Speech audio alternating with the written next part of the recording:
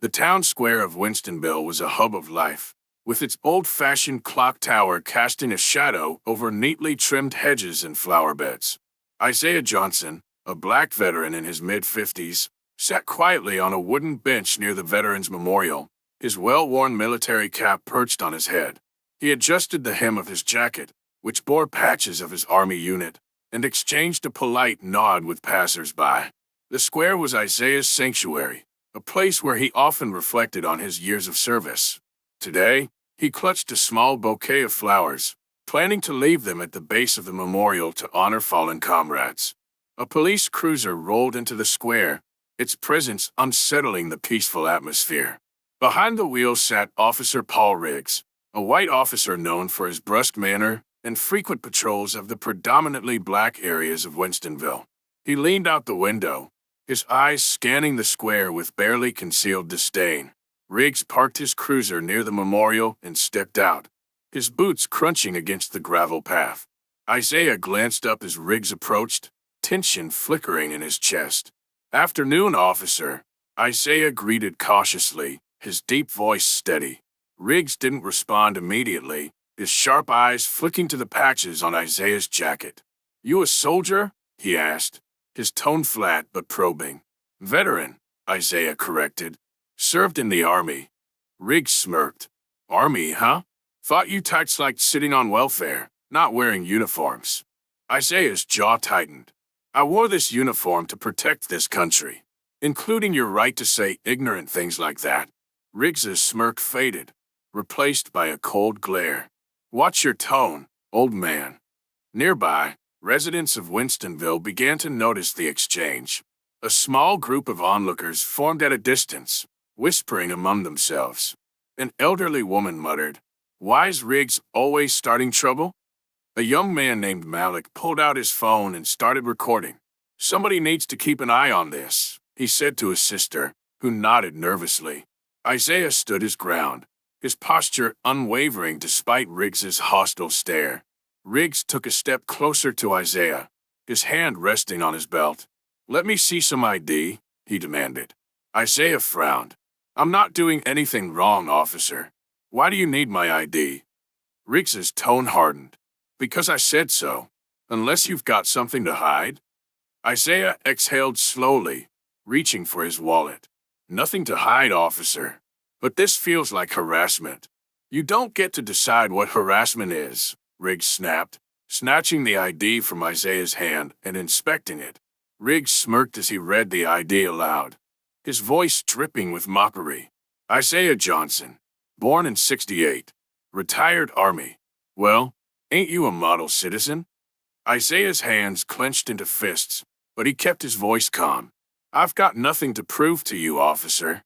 Riggs sneered, tossing the ID back at Isaiah. "Don't think that uniform makes you better than anyone else. You're still just another." He let the sentence trail off, but the implication was clear. Gasps rippled through the onlookers, and Malik stepped closer with his phone. "I got that on video," he called out. Riggs turned sharply toward Malik. "Put the phone away before I arrest you for obstruction." "You can't arrest him for recording," Isaiah said firmly. Riggs whipped back to Isaiah, his face contorted with anger. "Stay out of this. You think your medals make you untouchable? You're not." Isaiah met Riggs's gaze, unflinching. "Neither are you." The tension hung thick in the air, but Riggs eventually stepped back, muttering, "Watch yourself, Johnson." He returned to his cruiser, the crowd parting as he drove away. As the cruiser disappeared, several residents approached Isaiah. Malik stopped recording and offered Isaiah a handshake. "You handled that with class, Mr. Johnson. Not everyone would have stayed calm." Isaiah sighed, his hands trembling slightly as the adrenaline wore off. "It's not the first time, and it probably won't be the last." A middle-aged woman named Clarissa placed a comforting hand on his shoulder. "We're proud of you, Isaiah. Don't let him get to you." Isaiah nodded, appreciating their support, but feeling the sting of Riggs's words. Later that evening, Isaiah returned to the memorial, placing the flowers at its base. The names etched into the stone seemed to glow under the fading sunlight. He knelt and whispered, "Fought for freedom, and still fighting at home. A tear rolled down his cheek, but he wiped it away quickly. Standing tall, he made a silent vow to confront the injustice he'd endured, not just for himself, but for the community watching him. By morning, Malik's video of the encounter between Isaiah and Riggs had flooded social media. The video, captioned "Black Veteran Harassed by Local Officer," had been shared thousands of times. Comments ranged from outrage to calls for accountability. "This is why we need real police reform. He served his country, and this is the thanks he gets? Officer Riggs should be fired." Isaiah sat at his kitchen table, scrolling through the responses. His daughter, Tasha, entered the room, her expression a mix of concern and anger. "Dad, have you seen this?"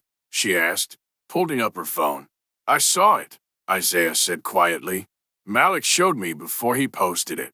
Tasha's voice shook with frustration. "This is unacceptable. You've given everything to this country, and he treated you like you're nothing." Isaiah placed a calming hand on hers. "I'm not going to let it slide, Tasha, but we have to be smart about how we respond." At the police station, Officer Riggs stormed into the break room, his face red with anger. A group of officers sat around a table, their conversation halting as he entered. "You see this garbage?" Riggs snarled, slamming his phone on the table. The video of his interaction with Isaiah played on the screen. One officer, a younger man named Daniels, shifted uncomfortably. "Looks bad, Riggs. Real bad." "Bad." Riggs spat. "That guy was being disrespectful. I didn't do anything wrong." Sergeant Walker, a senior black officer, crossed his arms. "Disrespectful? Or did you just not like the fact that he stood up to you?" Riggs glared at Walker but didn't respond, storming out of the room. Later that day, Isaiah received a call from a local journalist, Maria Ellis. She was known for her investigative work on racial issues in small towns. "Mr. Johnson, I saw the video, and I'd like to interview you," she said. "Your story needs to be told." Isaiah hesitated. "I'm not looking for attention, ma'am. I just want to be treated with respect."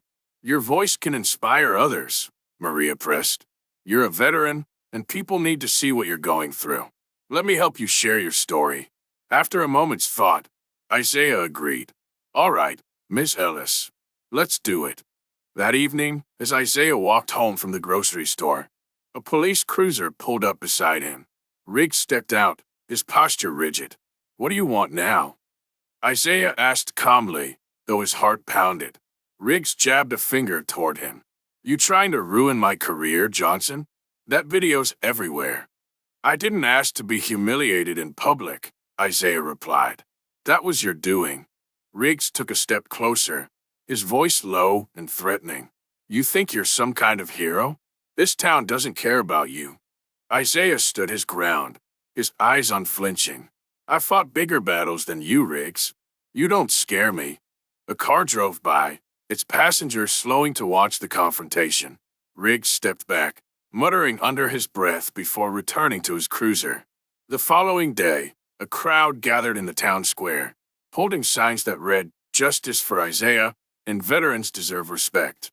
Reverend Marcus Fields, a well-known activist, addressed the group.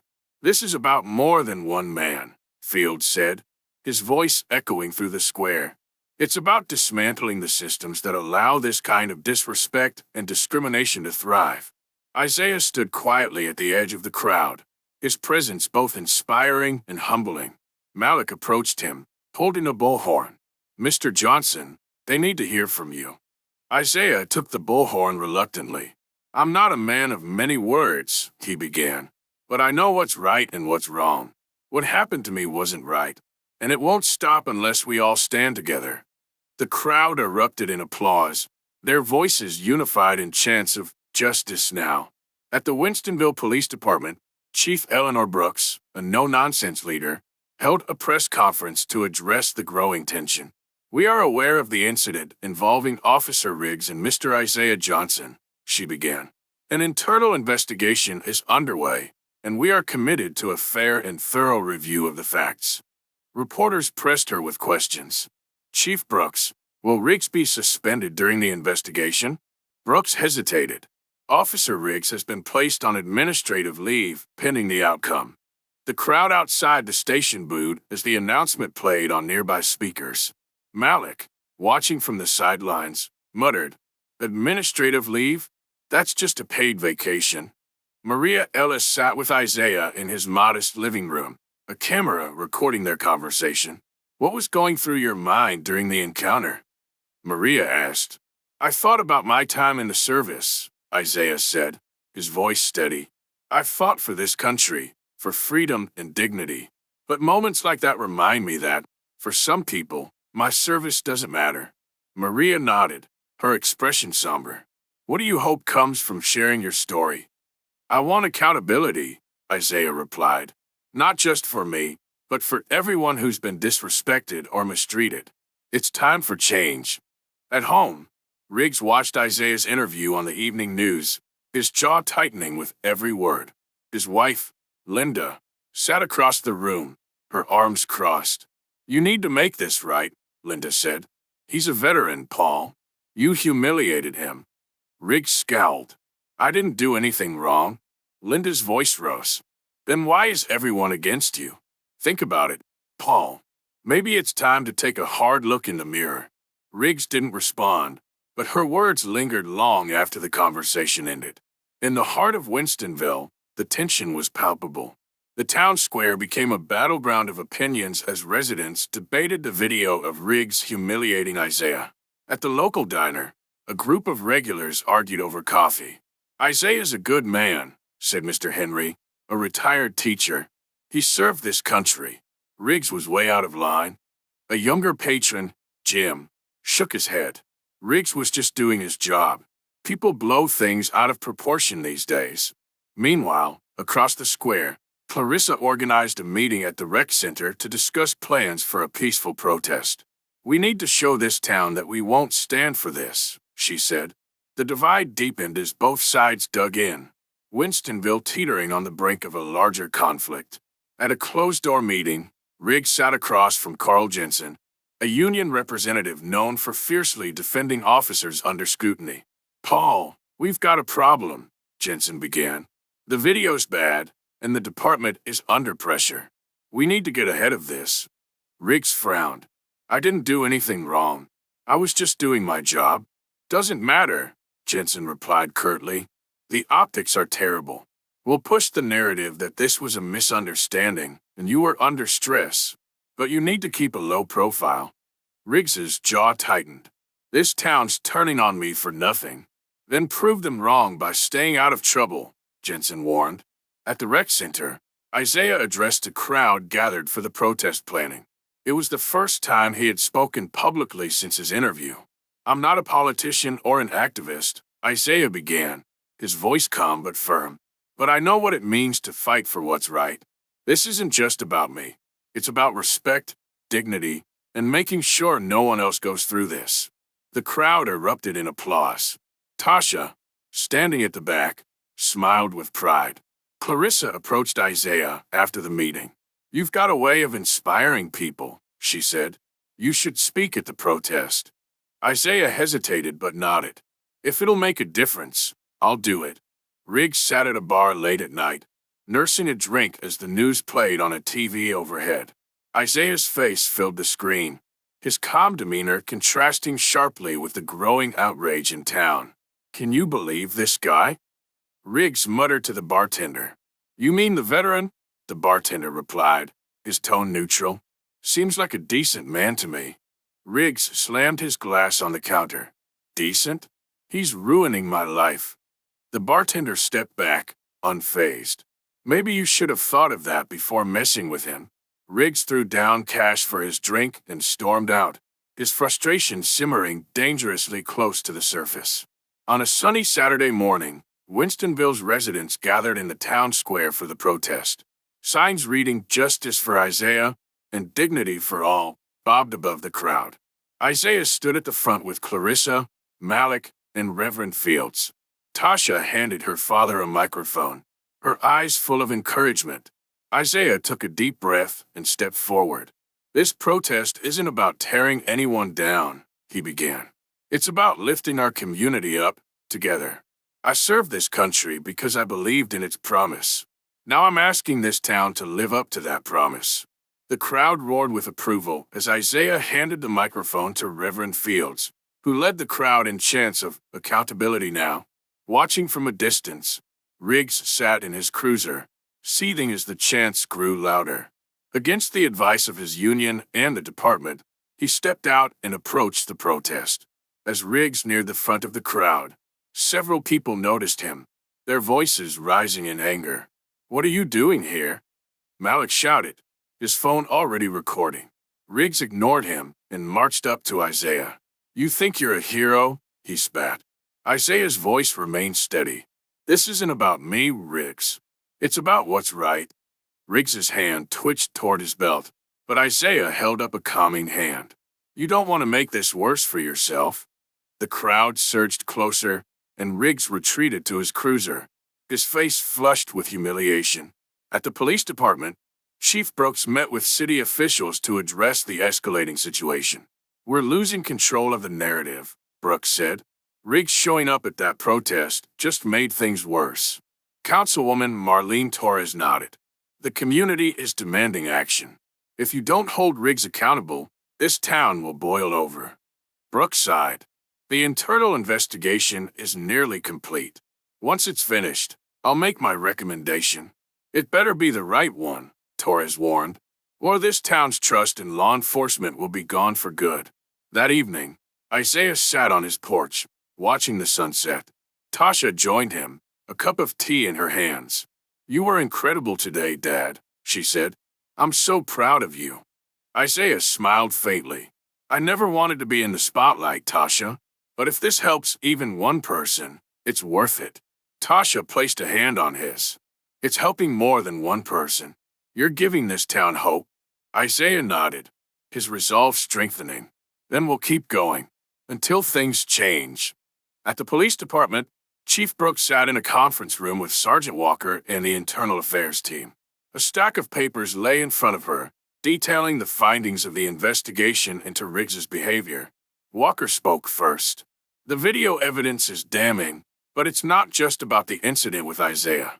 Riggs has a history of complaints, excessive force, discriminatory language, and a pattern of targeting black residents." Brooks sighed heavily, rubbing her temples. "This can't be ignored. We have enough to recommend disciplinary action." An IA officer nodded. "Termination would be appropriate, but the union will fight it tooth and nail." Brooks set her jaw. "Let them. Riggs has to go." Riggs was summoned to the department for a meeting with Chief Brooks. He entered the room with his union lawyer, his expression a mix of defiance and anxiety. Brooks didn't mince words. "Officer Riggs, the investigation has concluded that your actions violated department policy and community trust. Effective immediately, you are suspended without pay pending termination proceedings." Riggs's face flushed red. "You're just giving in to public pressure," he snapped. Brooks leaned forward, her voice calm but firm. "No, I'm holding you accountable. That's what this department should have done a long time ago." Riggs's lawyer placed a hand on his arm. "We'll appeal this," the lawyer said tersely. "Do what you have to do," Brooks replied. "But Riggs will not be wearing this badge again." News of Riggs's suspension spread quickly. At the town square, residents gathered to discuss the decision. "It's a step in the right direction," Clarissa said to a group of neighbors. "But we need to make sure it's permanent." Malik chimed in, holding his phone. "I've been following every update. If they try to reinstate him, we'll be ready." Across town, some of Riggs's supporters voiced their anger, claiming the decision was unfair. The divide in Winstonville deepened, but those rallying behind Isaiah remained steadfast in their calls for justice. One evening, as Isaiah prepared to lock up his house for the night, he noticed an envelope tucked under his front door. Inside was a typed note that read, "You're making a mistake. Stop before it's too late." Isaiah stared at the note, his heart pounding. Tasha, noticing his unease, walked over. "What is it, Dad?" He showed her the note, and her face hardened. "We need to call the police." Isaiah hesitated. "I don't trust them to take this seriously." Tasha placed a hand on his shoulder. "Then we'll handle it another way." We'll let the whole town know what's happening. At the rec center, Isaiah held up the threatening note during a meeting. The crowd gasped, their concern quickly turning to anger. This is what happens when you stand up to injustice, Isaiah said, his voice steady despite the tension. But I won't back down, and I know none of you will either. Reverend Fields stepped forward. They're trying to silence us because they know we're making progress. We have to keep pushing. The crowd erupted into chants of no justice, no peace. Their determination to see the fight through to the end burned brighter than ever. Riggs found himself shunned in Winstonville. At the grocery store, residents whispered and avoided him. At the diner, the staff served him reluctantly, their disdain barely hidden. One evening, as Riggs left the bar, a group of young men confronted him. "You think you're above the law?" one of them asked, stepping closer. Riggs raised his hands defensively. "Back off. I'm not looking for trouble." "We're not either," another said. "But you better stay away from Mr. Johnson." Riggs walked away quickly, the weight of his actions finally pressing down on him. Maria Ellis returned to Isaiah's home for a follow-up interview. This time, Isaiah seemed more resolved than ever. "What do you think of the decision to suspend Riggs?" Maria asked. "It's a start," Isaiah replied. "But suspension isn't accountability. Termination is. And beyond that, we need real reform in this department to prevent this from happening again." Maria nodded. "What keeps you going through all this?" Isaiah's face softened. "My daughter, my community, and the belief that change is possible if we fight for it." At a town hall meeting, Chief Brooks announced the outcome of Riggs's disciplinary hearing. The room was packed, the tension thick as residents waited for her to speak. After a thorough review, the department has decided to terminate Officer Paul Riggs, Brooks said. "This decision reflects our commitment to accountability and rebuilding trust with our community." Cheers erupted from one side of the room, while a few voices of dissent grumbled from the other. Isaiah stood quietly, his expression a mix of relief and determination. Tasha squeezed his hand. "You did it, Dad." Isaiah shook his head. "We did it." The termination of Officer Riggs brought a mix of relief and renewed determination to Winstonville. At the town square, residents gathered to celebrate the milestone while planning their next steps. Isaiah stood with Clarissa and Reverend Fields as they reviewed a list of demands for police reform. "We've got to keep the momentum going," Clarissa said. "This is about more than Riggs. It's about fixing the system." Reverend Fields nodded. "We'll present this list to the City Council. Transparency, community oversight, and de-escalation training need to be non-negotiable." Isaiah added, "This fight isn't over. It's just beginning." At a small cafe, a group of Riggs's supporters gathered, venting their frustration over his termination. "This is a witch hunt," said Jim, the younger patron who had previously defended Riggs. "He was just doing his job." An older woman shook her head.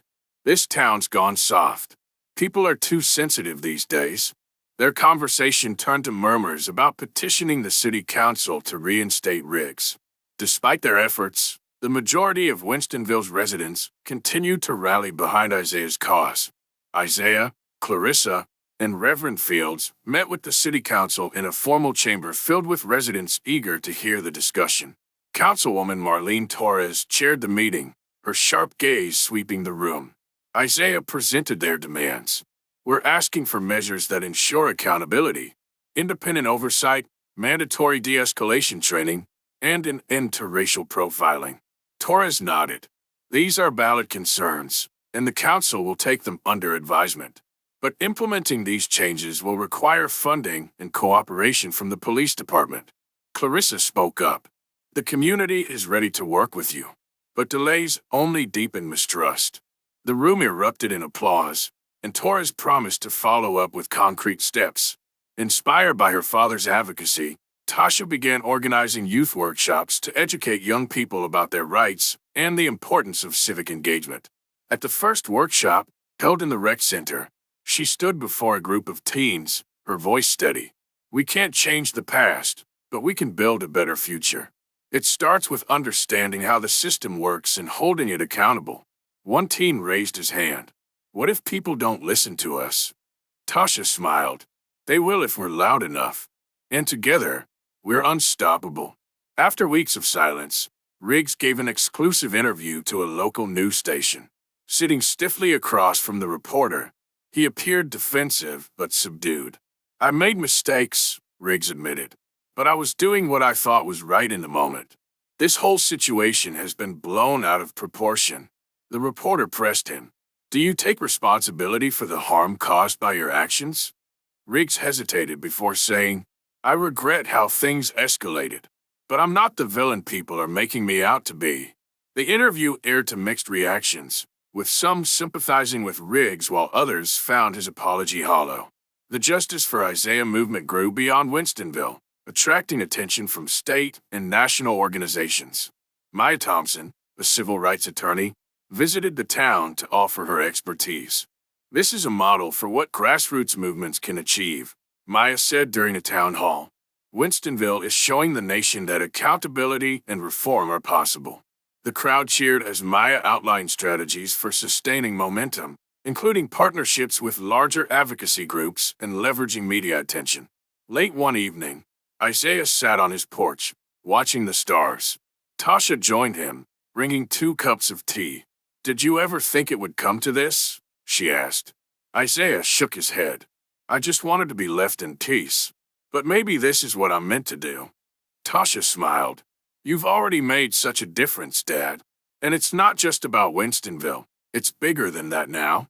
Isaiah nodded, a quiet determination in his eyes. Then we keep going. The city council voted unanimously to implement the first phase of police reforms, including mandatory de-escalation training and the creation of a civilian oversight board.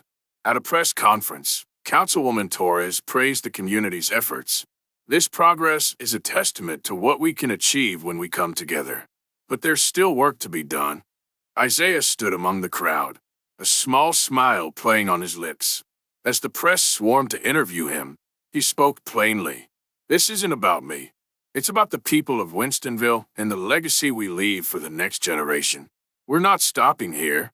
The crowd cheered, their voices united in celebration and resolve. Despite the city council's initial reforms, a faction of residents launched a counter-movement. A rally was organized at the edge of town, with signs reading, Support Riggs, and Stop the Witch Hunt. Jim, one of Riggs's vocal supporters, addressed the crowd. What happened to Paul Riggs was an injustice. He was doing his job, and now he's lost everything because of cancel culture. The crowd cheered, but their numbers were small compared to the ongoing support for Isaiah's movement. Local news captured the rally, prompting heated debates on social media. Winstonville grew more polarized. In the grocery store, Isaiah overheard whispers as he walked through the aisles. That's him, a woman murmured. He's the reason Riggs lost his job, another said. Isaiah squared his shoulders and continued shopping, refusing to let the comments deter him. Meanwhile, at the diner, Malik and Clarissa worked to counter misinformation by distributing flyers outlining the reforms and the reasons behind them. We can't let the narrative shift, Clarissa said. This fight is too important. Late one night, Isaiah awoke to the sound of breaking glass. He rushed to the living room to find a brick lying on the floor amidst shattered glass. Attached to the brick was a note reading, You've been warned. Tasha called the police, but when the officers arrived, their response was dismissive. Probably just some kids messing around, one officer said. Isaiah's anger flared. This isn't a prank. This is intimidation. The officer shrugged. We'll file a report. As the officers left, Tasha hugged her father tightly. We'll get through this, Dad. They can't scare us. At the next town hall meeting, Isaiah stood before a packed room, holding the brick as evidence of the growing hostility. This is what happens when people resist progress, he said, his voice firm. But I won't let fear stop me, and I hope none of you will either. The crowd erupted in applause, many standing in solidarity. Councilwoman Torres took the microphone next. Isaiah is right. Change is hard, but it's necessary, and we will not back down.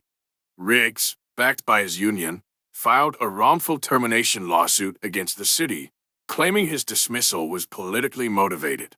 The news sent shockwaves through Winstonville, reigniting debates about the case. Maya Thompson, the civil rights attorney assisting Isaiah, addressed the development during a press conference. Officer Riggs's actions were documented and reviewed thoroughly, Maya said. This lawsuit is an attempt to deflect accountability, but we won't let it derail the progress this town has made. Isaiah stood beside her, his calm presence a symbol of resilience. Tasha's workshops gained momentum, drawing larger crowds of teens eager to learn about activism and civic engagement. One evening, she invited Isaiah to speak to the group.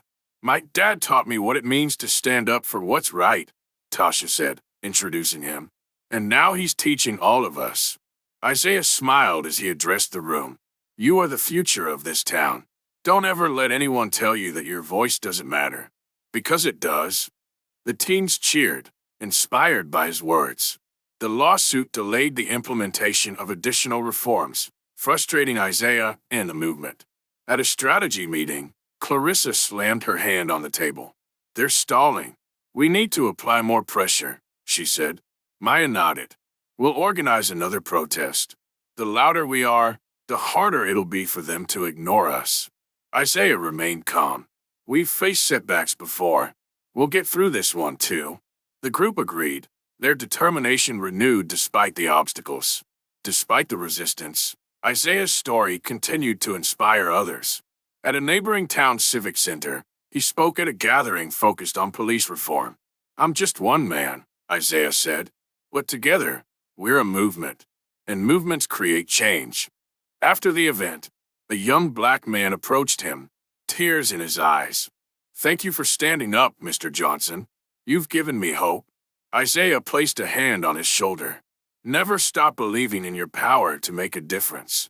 The wrongful termination lawsuit filed by Riggs gained significant media attention. Local news outlets framed it as a battle between accountability and the rights of law enforcement. At home, Isaiah and Tasha watched a news segment where Riggs's lawyer argued, "This case is about preserving the integrity of officers who are wrongfully vilified in the court of public opinion." Tasha turned to her father, frustration in her eyes. "They're making him sound like a victim." Isaiah sighed. "Let them talk. The truth is on our side." Clarissa and Reverend Fields organized a major protest in response to the lawsuit. Flyers were distributed across Winstonville, and Malik used social media to rally support. At the rec center, Isaiah addressed a group of volunteers. "This protest isn't about anger, it's about justice. We'll march peacefully, but we'll make it clear that Riggs's actions and his attempt to dodge accountability won't be forgotten." The room buzzed with energy as residents committed to standing together once more. On the day of the protest, hundreds gathered in the town square. Families, activists, and community leaders held signs that read, "Justice for Isaiah," and "Accountability over excuses." Isaiah marched at the front, his military cap perched on his head, a symbol of both his service and his resilience. Tasha walked beside him, holding a sign that read, "Protect our veterans, demand respect." The chants echoed through the streets. No justice, no peace. Accountability now. The protest stretched for blocks, the sheer number of participants a testament to the movement's impact. As the protest wound down, Riggs appeared on the sidewalk, flanked by a few vocal supporters. He approached Isaiah, his face a mix of anger and desperation. "This is harassment," Riggs spat. "You've ruined my life." Isaiah stood firm, his calm demeanor unshaken. "No, Riggs. You did that yourself." Riggs stepped closer, his voice dropping. "You're going to regret this." Before Isaiah could respond, Malik stepped between them, his phone recording. "Back off, Riggs," Malik said sharply. "You're done." Riggs retreated, but his words hung in the air. Weeks later, the court dismissed Riggs's wrongful termination lawsuit, citing overwhelming evidence of misconduct. The ruling was a significant win for Isaiah and the community. Isaiah watched the news coverage with Tasha by his side. The headline read, "Court upholds officer's termination in landmark accountability case." Tasha grinned. "We did it, Dad." Isaiah smiled faintly. "It's a step forward, but there's still more to do." The city council reconvened to vote on additional reforms, including a comprehensive review of all officers' conduct and the implementation of body cameras for every patrol. Councilwoman Torres announced the decision at a press conference. These reforms reflect our commitment to transparency and accountability. Winstonville is setting an example for other towns to follow. Isaiah stood in the crowd, nodding with quiet pride as the community's efforts began to bear fruit. Inspired by her father's persistence, Tasha expanded her workshops into a full-fledged youth empowerment program called the Next Generation Initiative. The program partnered with local schools to teach students about civic engagement and their rights. At the program's launch event, Tasha introduced her father as the keynote speaker. "My dad taught me the power of standing up for what's right," Tasha said. "And now, he's helping all of us find our voices." Isaiah's speech moved the audience, his words a reminder of the resilience and courage needed to create lasting change. Months after Riggs's termination and the successful reforms, Winstonville began to heal. The town square, once a symbol of division, became a place of unity. Isaiah sat on his usual bench near the Veterans Memorial, watching children play and families gather. Clarissa approached him, handing him a cup of coffee. "You did it, Isaiah," she said with a smile. "This town owes you." Isaiah shook his head. "We did it. Together." As the sun set over Winstonville, the town felt different, brighter, stronger, and ready to move forward. The town launched a new program called Community and Police in Partnership, CAP, to rebuild trust between law enforcement and residents. The initiative included regular town hall meetings, joint community service projects, and a civilian oversight board. Isaiah was invited to speak at the first meeting, held in the town square. Standing before a crowd that included both residents and officers, he began, "Trust isn't built overnight, and it's not given freely. It's earned, and that's what we're here to do." Chief Brooks nodded in agreement. This initiative is a step toward accountability, transparency, and understanding. Together, we can move forward. At the police academy, new recruits participated in a revamped training program focusing on cultural sensitivity and de-escalation techniques. Lieutenant Daniels, a young and forward-thinking officer, led the training. "Your job isn't just to enforce the law," Daniels said, pacing the room. "It's to serve and protect every member of the community. That means respect, empathy, and understanding." The recruits nodded, their attitudes reflecting a hopeful shift in the department's culture. After losing his lawsuit, Riggs retreated from the public eye. However, he was still facing additional legal challenges, including complaints filed by other residents he had mistreated. In a small courtroom, a judge addressed him sternly. "Mr. Riggs, your actions have not only harmed individuals but have eroded trust in law enforcement. You will be held accountable." Riggs left the courtroom with his head lowered, his once defiant demeanor replaced by visible defeat. The town organized a Day of Unity, bringing together residents and police officers to clean up the neighborhood and restore shared spaces.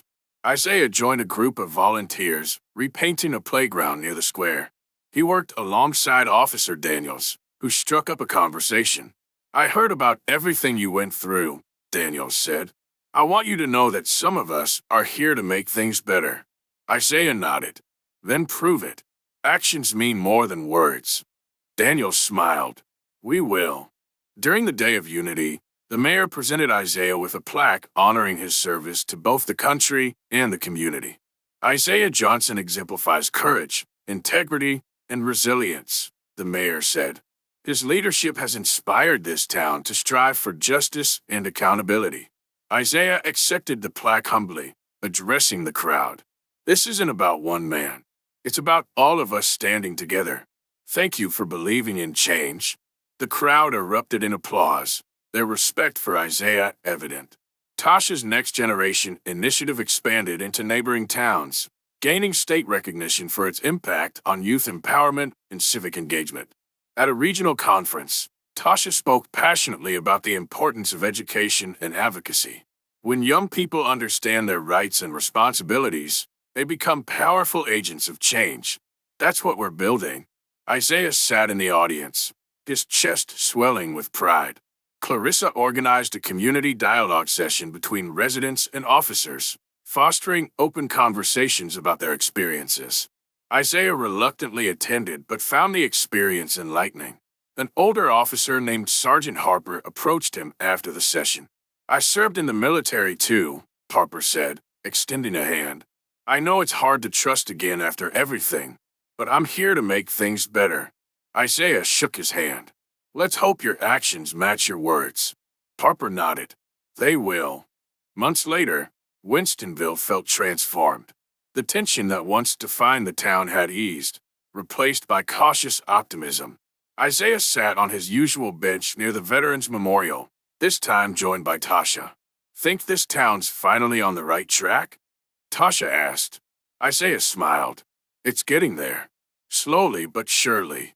As children played nearby and families gathered, the sounds of laughter and conversation filled the air, a sign that healing was well underway. The newly formed Civilian Oversight Board, a key reform driven by Isaiah's advocacy, held its first meeting at Town Hall. The diverse group included community leaders, local activists, and law enforcement representatives. Isaiah, elected as a community representative, addressed the room. "Our goal is to ensure transparency and accountability. We're not here to divide. We're here to build trust and create a system that works for everyone." Lieutenant Daniels, now the department's reform advocate, nodded. "And the police are committed to working with you. This is about partnership, not opposition." The board began reviewing its first case, marking a significant step forward for the town. At a local high school, Isaiah spoke to students about the importance of standing up for what's right. "I never planned to be an activist," Isaiah began. "I just wanted to live my life peacefully. But sometimes, life calls on you to take a stand. And when it does, you have to answer." One student raised her hand. "What do you think we can do to make a difference?" Isaiah smiled. "Start small. Speak out when you see injustice. Help your neighbors. And remember, change doesn't happen overnight. It takes persistence." After months of public scrutiny and legal battles, Riggs quietly sold his home and left Winstonville. The news spread quickly, eliciting mixed reactions.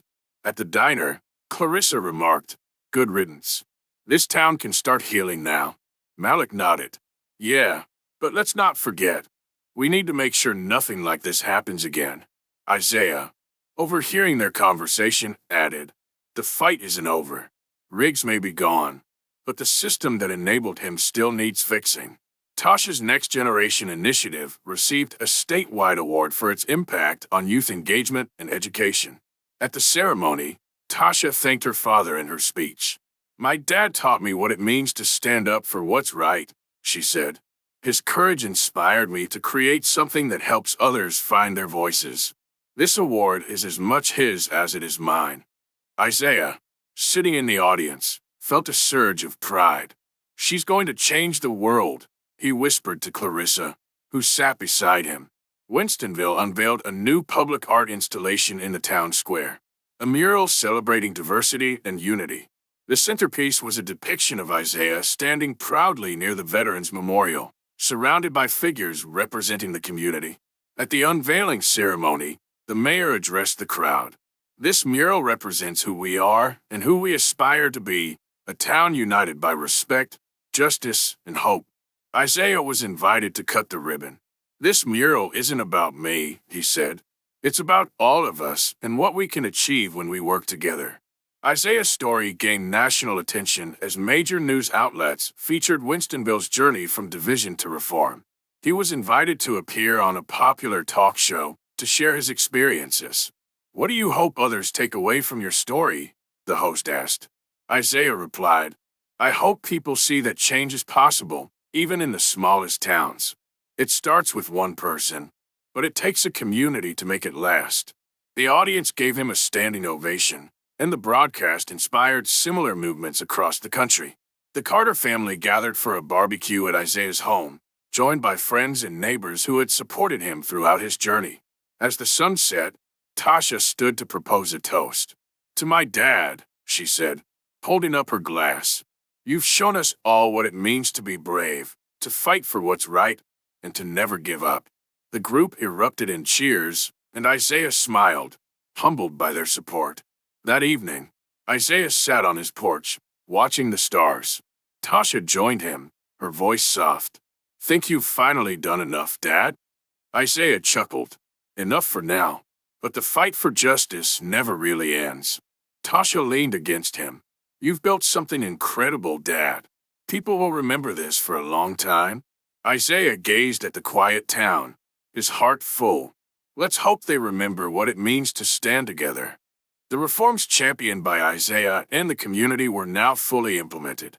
Police officers underwent mandatory training on cultural sensitivity and de-escalation, and body cameras became standard. The Civilian Oversight Board gained credibility, earning praise for its fair and transparent reviews. Isaiah attended a town hall where Chief Brooks delivered a report on the department's progress. "These changes have made us stronger as a department and as a community," she said. "We are committed to maintaining this momentum." The room erupted in applause. The once divided town now united in its vision for justice and equality. Isaiah began mentoring young people interested in public service and activism. At the rec center, he sat with a group of teenagers, sharing his experiences. "Being a leader doesn't mean you have all the answers," Isaiah said. "It means listening, learning, and standing up for what's right, even when it's hard." One teenager, a shy boy named Andre, asked, "Do you think we can really make a difference?" Isaiah smiled. "You already are. Just by being here and asking that question, you're part of the change." With Riggs gone, Winstonville felt lighter.